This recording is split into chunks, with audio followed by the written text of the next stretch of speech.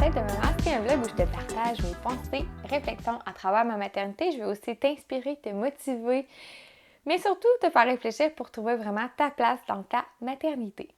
Hey! Bienvenue à cet épisode. Très contente de te retrouver. Aujourd'hui, on va parler d'un sujet qui est controversé, qui me tient à cœur aussi, puis que j'ai récemment parlé avec Cathy, justement, de Cigogne et Belchon. Puis on avait envie de faire que je fasse un vlog avec ça. Donc aujourd'hui, je vais te parler de avoir peur de ne pas assez stimuler notre enfant, donc avoir peur de sous-stimuler notre enfant, qui parfois crée à l'inverse de la surstimulation de notre enfant, en fait. Fait que c'est de ça qu'on va parler aujourd'hui, parce qu'on est dans un monde où c'est important de faire des cours de stimulation, c'est important d'inscrire nos enfants dans un cours de piscine, c'est important que notre enfant fasse telle chose à 4 mois, fasse telle chose à 6 mois. Puis si à 6 mois et demi, la pédiatre voit qu'il ne fait pas cette chose-là, oups là, tu te le fais dire. Ou Linda va te dire, ben voyons, c'est moi, il rampe pas, il marche pas à 4 pattes. Ben, c'est moi, j'ai eu 5 enfants, c'est moi. Il marchait tout à 4 pattes, c'est sûr. Linda, elle dit ça. Fait que ça nous pousse des fois à dire, bon, qu'est-ce que j'ai pas fait de pas correct? Qu'est-ce que je pourrais faire pour le stimuler plus?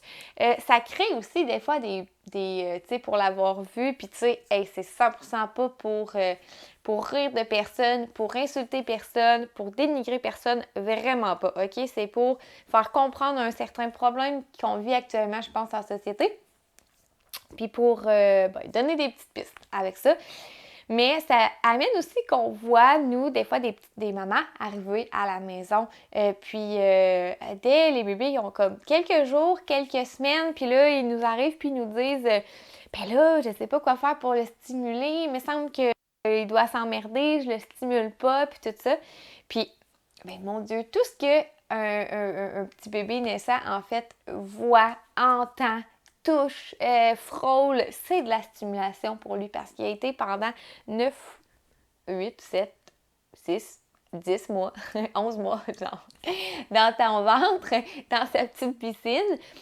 Puis là, là, tout était une stimulation pour lui. Donc, le quotidien pour un bébé naissant, c'est suffisant pour la stimulation de faire des câlins, de faire des contacts avec les yeux, de parler à notre bébé, de faire des expressions faciales, de lui faire toucher des choses, la doudou, ma main, le dos d'un étui, un crayon, peu importe quoi. Jouer avec ses mains, jouer avec ses pieds. C'est de la stimulation. Le promener dans la maison, faire du portage, aller se promener un peu. Une petite marche en poussette quand on a nos semaines de repos de fait.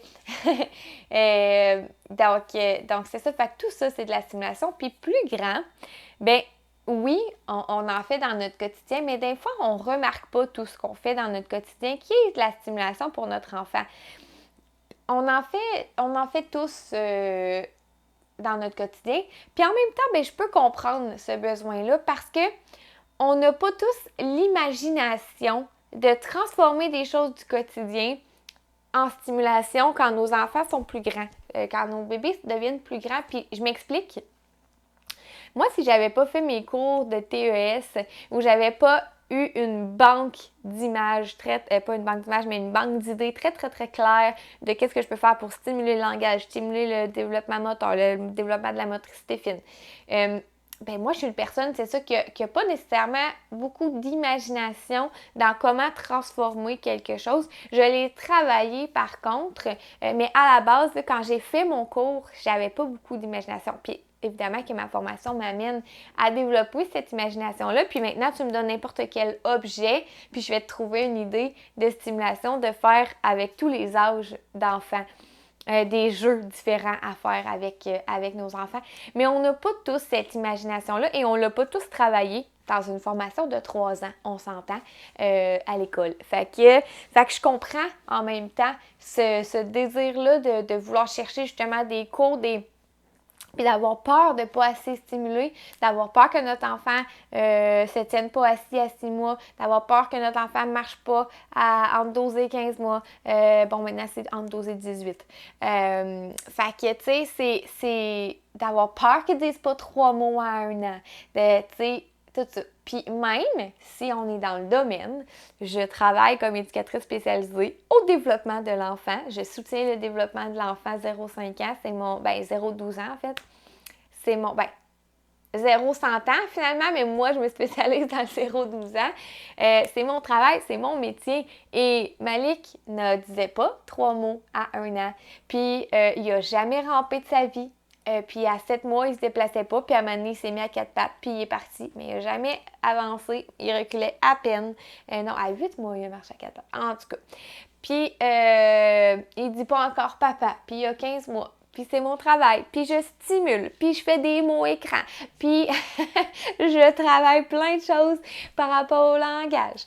Puis peut-être qu'il va avoir des difficultés à lire ou à écrire. Puis je fais mon gros possible. Puis c'est 100% correct. Fait que des fois, justement, c'est ça. Des fois, il faut s'enlever un peu de cette pression-là. Premièrement, que c'est pas de notre faute, on s'entend. Là, je te parle pas si ton enfant est sous-stimulé puis qu'il reste dans sa bassinette 12 heures par jour sans que tu le sortes de là, avec rien dans ta bassinette. Mais comme je disais dans un autre épisode, ici, on est des parents bien intentionnés. La communauté de Tigane et Baluchon, c'est des gens merveilleux. Donc, évidemment que si on stimule de façon normale, donc on n'est pas sous-stimulé, bien, notre enfant va progresser à son rythme. On commence à se comparer avec le bébé de notre ami, avec l'enfant de notre ami, avec l'enfant de notre cousine, avec Linda qui nous dit « Ben moi, je n'ai eu 5 enfants, puis mes enfants, à 6 mois, ils marchaient de pattes. » Bon. Fait que, on a tendance à se comparer, on a tendance à se mettre la pression, puis tout ça. Fait que premièrement, déstresse avec ça, ça va bien aller. Deuxièmement, utilise le quotidien, utilise les changements de position, on doit aller changer ta couche, je vais te faire tourner sur ton ventre, je vais te montrer comment t'asseoir, puis là, je vais te prendre pour aller changer ta couche au lieu de le prendre couché comme ça. Fait que utiliser des transitions. Quand vous cuisinez, dites ce que vous faites, faites des expressions faciales, mettez l'emphase par exemple quand vous jetez quelque chose, maman va le mettre dans la poubelle, dedans la poubelle. Juste dans votre quotidien, de changer quelques petites habitudes, ça va déjà beaucoup être de la stimulation. Il va faire des associations, votre enfant. Jouer avec, sortir un bac de textures différentes, empiler, hein, tu sais, on garde la base, là. La base, c'est la base. Empiler des choses, faire des tours, mettre des formes dans des trous qui correspondent aux bonnes formes, avoir plein de lettres autour de nous, plein de chiffres, compter pour faire quelque chose avant de faire quelque chose. Quand le micro-ondes, on le part, on peut compter, faire des sons, les bruits des animaux, tout ça, c'est de la stimulation. T'as vu la vache là-bas? Elle fait meuh. Bon, fait que tout ça, on le fait dans notre quotidien. Puis tout ça, c'est de la stimulation. Puis on s'en rend pas compte. Fait que remarquez des petits gestes comme ça de votre quotidien que vous pouvez faire. Puis des fois, là, il y en a des semaines là, où ça roule à 100 000 à l'heure, puis qu'on n'a pas le temps de s'asseoir sur le tapis d'éveil parce qu'on a recommencé à travailler. Puis là, oui, je parle à toi qui viens de recommencer à travailler parce que je sais qu'on en a beaucoup dans notre communauté Tigane et Baluchon qui viennent de recommencer. Là. Fait que, tu sais, ça se peut des semaines où tu n'as pas eu le temps de t'asseoir à terre sur le tapis d'éveil puis de faire des petites activités de stimulation, justement, puis des petits jeux plus éducatifs, puis que tu l'as plus joué laissé tout seul. Laisser jouer tout seul. Parce que tu revenais de travailler plus tard, tu faisais le souper, il y avait le bain, dodo, puis tout ça.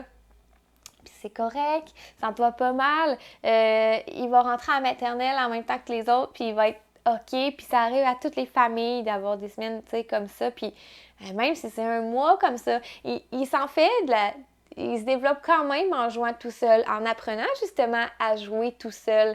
Ça aussi, c'est un autre point. On veut tellement surstimuler nos enfants que nos enfants ne savent plus s'ennuyer. C'est plate, c'est long. S'ils n'ont pas un jeu animé ou un écran. C'est plate, c'est long. Tu leur mets un bac de... Moi, je voyais ça beaucoup dans les 2 dernières années à l'école avec mes élèves. Tu leur mets un bac de jeux, de jouets. Ils attendent. C'est quoi le jeu? Comment ça marche? C'est quoi l'activité? Est-ce que tu as déjà, juste avec ton 3, 4, 5, 6 ans, sorti un jeu, pas lu les règlements, sorti le jeu comme ça tout bonnement, s'inventer un jeu avec la plaquette de jeu, puis prendre notre imagination, puis se faire un monde, puis se faire un jeu avec ça, c'est merveilleux. Donc, on travaille moins l'imagination, je trouve, de nos enfants. Nos enfants sont moins dans l'imaginaire quand ils sont plus grands, quand ils sont tout petits, oui. Puis, ils s'ennuient facilement parce qu'ils n'ont pas justement le réflexe de s'amuser tout seul. Si, par exemple, je laisse Malik s'amuser tout seul, il y a plein de moments où je le mets dans un coin avec ses little people. Malik adore les little people. Avec la ferme, l'autobus, l'école, puis le petit parc, là, bon. Puis je fais exprès, j'ai le temps, je pourrais aller m'asseoir avec lui. Des fois, je joue avec lui, puis là, je fais parler les personnages, puis tout ça. Mais des fois, je le laisse jouer tout seul, puis c'est voulu. Puis j'aime ça l'observer parce qu'il va se faire des petits... Hey, tu sais, il y a 15 mois, là, en ce moment, mais il est déjà super bon pour se faire des petits jeux imaginaires. Il va placer l'ami sur la balançoire, rentrer l'ami dans la maison, fermer la porte. Il va même peser sur la sonnette. Il va faire des cache-cache coucou. Fait que c'est impressionnant de voir comment ils peuvent s'amuser seuls. Puis souvent, ils peuvent s'amuser avec n'importe quoi. Moi, j'adore faire des petites boîtes à surprises différentes. Ça, c'est une autre belle idée de stimulation. Faire des petites boîtes à surprises qui sont différentes chaque semaine. Fait que tu te prends un bac, une boîte, un plat, peu importe. Puis tu mets des petits objets de la maison que bébé n'a pas généralement accès à. Fait que une lampe de poche, tu sais, je regarde autour de moi un lip-cil, un crayon, une pince. Qu'est-ce que j'ai ça? Ah bon, j'ai la pompe pour gonfler mon ballon d'exercice. Fait que je pourrais mettre toutes ces petites choses-là dedans. Puis là, je laisse bébé découvrir, s'amuser. Je peux lui souffler dans le visage. Avec la pince, je peux lui montrer qu'est-ce que ça fait si je mets la pince sur ton doigt. Oh, ça sert! Donc, c'est toutes des sortes de simulations qu'on peut faire avec les bébés, avec les enfants. Puis, tu sais, avec un plus grand, on pourrait faire des justement avec la même boîte. C'est ça qui est le fun, c'est qu'on peut adapter à l'âge. Donc, avec la même boîte, je pourrais, par exemple, cacher les objets en dessous d'une couverture. Je pourrais en enlever un en cachette, relever la couverture, puis il doit trouver, deviner c'est lequel que j'ai enlevé, ou deviner à quoi ça sert ces objets-là. Ça peut être des objets qu'il n'a jamais vraiment vus ou jamais vraiment manipulés. Trouver des nouvelles façons d'utiliser telle ou telle chose. Donc, utiliser notre imagination. Puis en même temps de faire ce genre de jeu-là, on parle, on dit des mots, on peut faire des mots écran, on peut mettre l'emphase sur certains mots, sur certains principes. Donc, si aujourd'hui je veux travailler le dessus, ben je mets plein de choses dessus, puis je le mets dessus, puis là, je mets le chien dessus. Donc, c'est toutes des petites choses comme ça dans la vie de tous les jours qu'on peut venir faire. Qui vont être de la stimulation sans nécessairement qu'on s'en rende compte. Donc, tu sais, là, ça peut être, c'est ça, le langage, le moteur, peu importe quoi. Mais, virez pas fou avec ça. Puis, tu sais, ne faites pas 100% de votre temps. Ben, prenez bien c'est un point de vue intéressant comme celui de Linda, là, mon conseil. Mais, tu sais, 100% de votre temps à focusser sur stimuler votre bébé. Premièrement, vous, ça vous brûle. Ça vous fait sentir mal s'il n'arrive pas à certaines étapes. Mais aussi, pour votre enfant, il est surstimulé. Puis ça se peut que quand il ne soit pas stimulé, il s'ennuie. Que quand l'éducatrice à la garderie ou à l'école n'a pas de temps un pour un avec lui, ça se peut qu'il s'ennuie, ça se peut que moi, il commence à chercher à avoir l'attention, des fois pas de la bonne façon. Donc, ça peut créer ce genre de choses-là aussi chez nos enfants surstimulés. Puis des fois, même les enfants surstimulés vont avoir un niveau de stress, d'anxiété un petit peu plus élevé. Puis là, je veux pas te stresser avec le fait que, oh mon Dieu, je passe beaucoup de temps à stimuler mon bébé, sûrement que je vais lui faire vivre du stress dans sa vie puis qu'il va être plus anxieux. Mais non! Mais c'est juste, faut pas être dans l'extrême. Donc, si oui, là, t'as plein de temps, puis tu le fais avec des jeux, mais que quand ton bébé, il te dit qu'il est tanné, puis qu'il fait des signes qu'il est tanné, puis qu'il se referme, puis qu'il se tourne pour jouer tout seul, tu le laisses faire, puis t'arrêtes de faire le jeu, ben c'est parfait. c'est correct comme ça. C'est ça qu'il faut faire, en fait. C'est si t'insistes, puis t'insistes, puis t'insistes, puis que tu rends ça comme un travail, c'est là que ça devient problématique, en fait, puis que ça crée, justement, comme conséquence dans notre société, des enfants qui s'ennuient, des enfants qui gèrent mal la pression de performance, en fait, qui ressentent une pression de leurs parents, justement, de réussite à long terme, là, je vous dis ça. Donc voilà, c'est ça que j'avais envie un peu de jaser avec vous. Fait que toi, c'est quoi tes petits mots stimulation préférés? Est-ce que tu t'es déjà senti justement mal parce que ton enfant n'avait pas atteint une certaine étape puis tu sentais que c'était comme de ta faute? Partage-nous ça ici en commentaire. Partage ça avec nous, j'ai envie d'échanger avec vous justement par rapport à ça. Puis, c'est ça. Est-ce que des fois, quelqu'un t'a déjà dit, comme Linda, ben voyons, il devrait être rendu là, tu devrais faire telle chose. Puis, même des fois, les médecins ils nous inquiètent, hein, puis ils nous disent, les pédiatres, mettons, ah, ben si à tel mois, il n'y a pas ça, je vais te référer en suivi avec tel spécialiste, puis tout ça. Puis c'est stressant quand même comme parents parce qu'on veut que notre enfant soit dans le moule, comme les autres, qui soient rendus à la même étape que les autres de ce qui devrait être dans les livres. Donc, ça nous met quand même une certaine pression supplémentaire. Fait que c'est ça. Fait que dis-moi ce que t'en penses. Est-ce que ça te parle, tout ça? Est-ce que ça fait du sens pour toi? Est-ce que je me suis bien exprimée? Est-ce que tu as déjà vécu ce genre de situation-là? Fait que laissons les enfants s'amuser, laissons les enfants jouer seuls, laissons les enfants découvrir l'imaginaire, découvrir plein de choses dans la maison qui sont pas nécessairement son petit hochet qu'on veut absolument qu'ils jouent avec. Laissons-les découvrir, laissons-les imaginer des nouveaux jeux, des nouvelles règles, puis laissons-les s'ennuyer un peu, puis s'emmerder un peu. Ça va juste être bien, en fait, puis ça va développer leur imaginaire, leur patience, plein de choses. Donc, c'est ça que j'avais envie de partager avec toi. Alors, on se revoit pour un autre épisode. Puis, n'oublie pas de nous laisser tes commentaires.